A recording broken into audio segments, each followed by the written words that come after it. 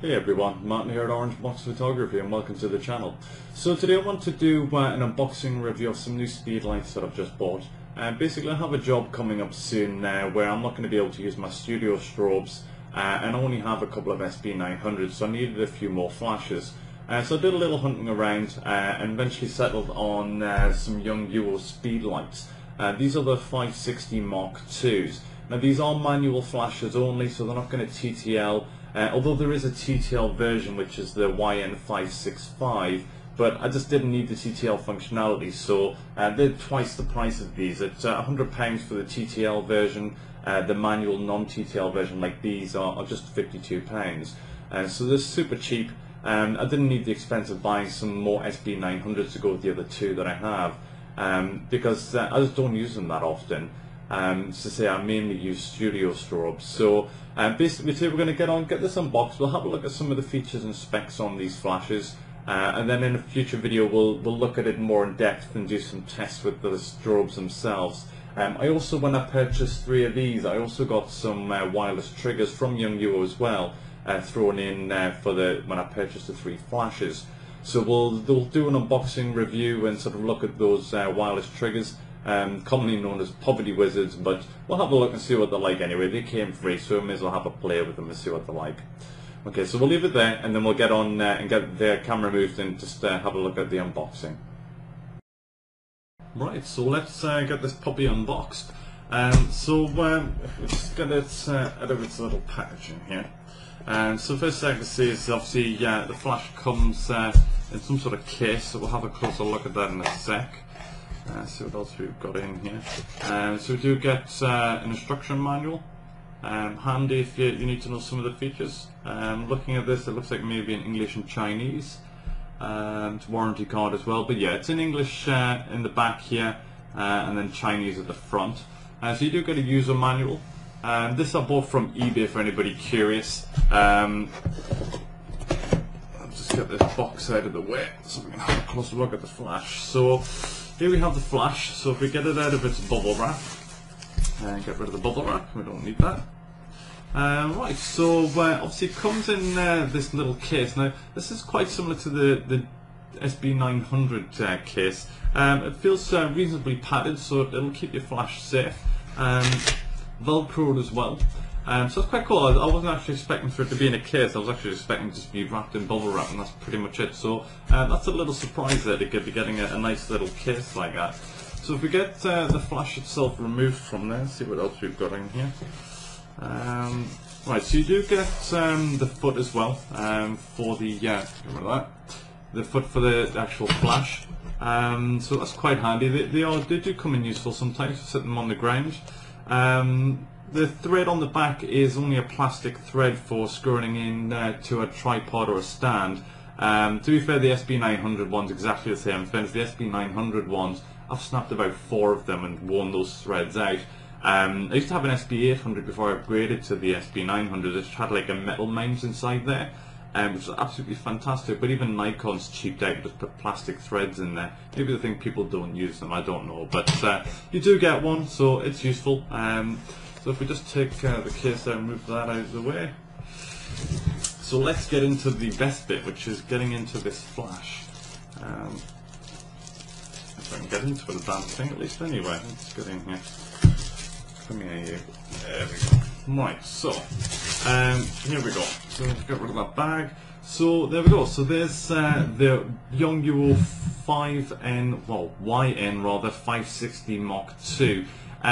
As I said earlier, there is another version of this, which is the YN560, but it doesn't have this LCD display. It just has like a row of LED lights. Still does the job, but I think the LCD screen is a much bigger improvement. So we'll have a look around the flash first of all. First thing I can see here is it does come with a diffuser and bounce card, which obviously can be independently put away. So that's quite good. That's an awesome thing. It does come with an IR sensor here at the front as well. As I said, I think in the introduction, if you have a D90, D7000 or any newer camera like that which has a pop-up flash with the built-in camander mode, you can actually remotely trigger this flash without the need for extra triggers.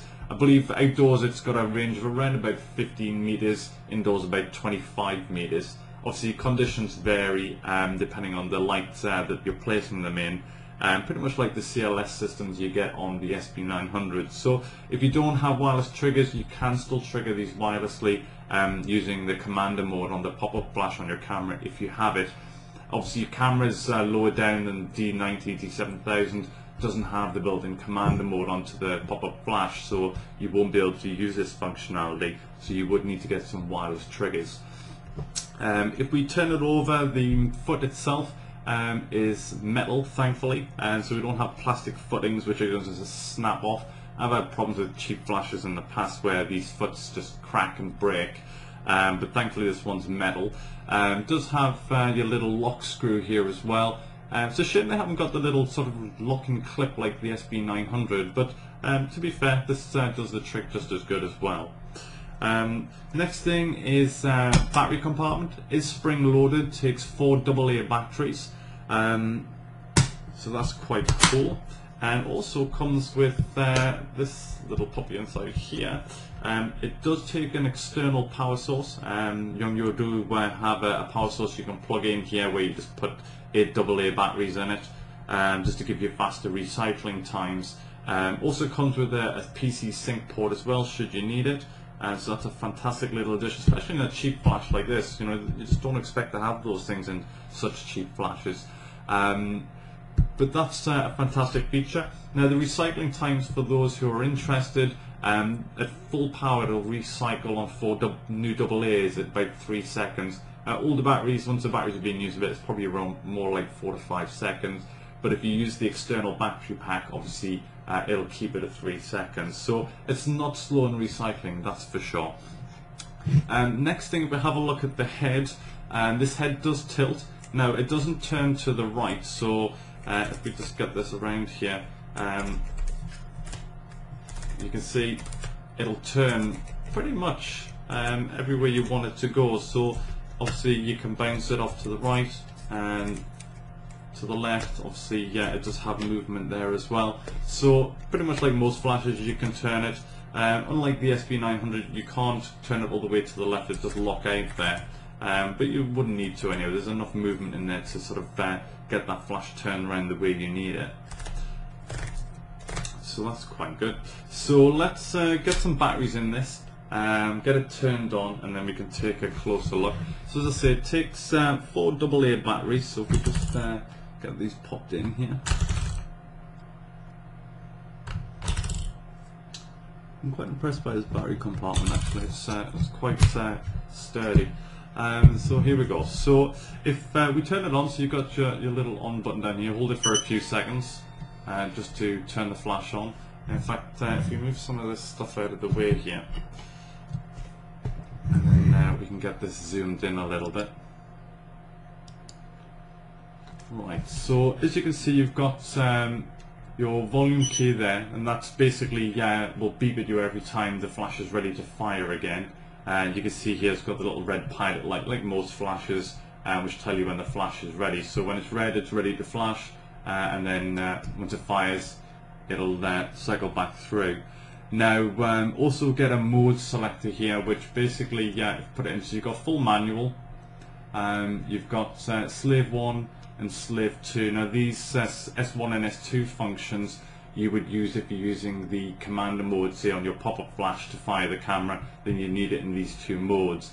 The cool thing is that it also has a multi-flash mode, which is pretty much like Nikon's SB900 FP sync mode. So if you want to shoot faster than sync speed, which is 250th of a second, it will let you go beyond sync speed. Although at reduced power, you will get reduced power output from the flash, just so it can obviously keep up with that. And you can actually set the amount of times and the frequency that it's going to be shooting at. This is a zooming head as well, so this will zoom from 24 mils all the way through to 105 millimeters. So that will have coverage for 24 through to 105 millimeter lenses if you're having it attached on your camera and such like. So that's a cool function.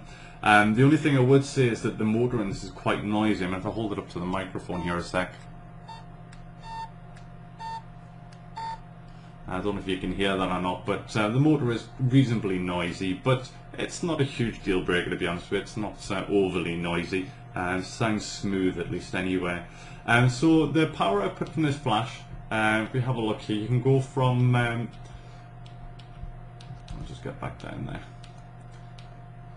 So you can pretty much go from full power, if we get into there, so you can go from full power, 1.1, all the way through to 1/28th power. But the cool thing is as well, is it does have micro adjustments on. So you can see here, you can just do slight micro adjustments. So if you need 1/20th power, but you just need a smidge more light, you can actually increase it incrementally as well. Now that is a fantastic feature, especially if you just need a tiny little bit more light, then that's going to come into its own. Overall, I'm really impressed with the flash. It feels really, really nice, you know, especially for the price that you pay for this. It's absolutely fantastic. I'm going to go and give it a sort of try, play out, and we'll do some videos further down the line as well. But if you're looking just to get started with flashes, maybe a flash worth looking at. It is manual only. There is a TTL version, which is the YN565, so if you need TTL, you can get this in a TTL version, although it is twice the price on this. But overall, I'm being quite impressed by these flashes. So we'll leave it there. So overall, I'm pretty impressed with the flash itself. Really, really looking forward to getting to use this. I'll do some future videos just to sort of run through how it sort of performs in real world situations, taking pictures and things. For those people out there wondering, this is a flash which you can use on both Nikon or Canon cameras. In fairness, even the TTL version, the 565, will work both on Canon and Nikon, both TTL or eTTL modes. So that's it for now. If you guys have any questions, then please feel free to comment below. Subscribe up above if you want to see future videos that are coming. But we're doing some more videos with this flash, just so you can sort of get an idea of what it's like. Personally, I think this is probably a good flash for people who just wanted to look, see if they want to get into sort of strobes flash photography. Then it's a good price point to get into if you're just getting started out. Although you may want to consider the TTL version, just because obviously with TTL the camera does a lot of the legwork for you, working out the exposure.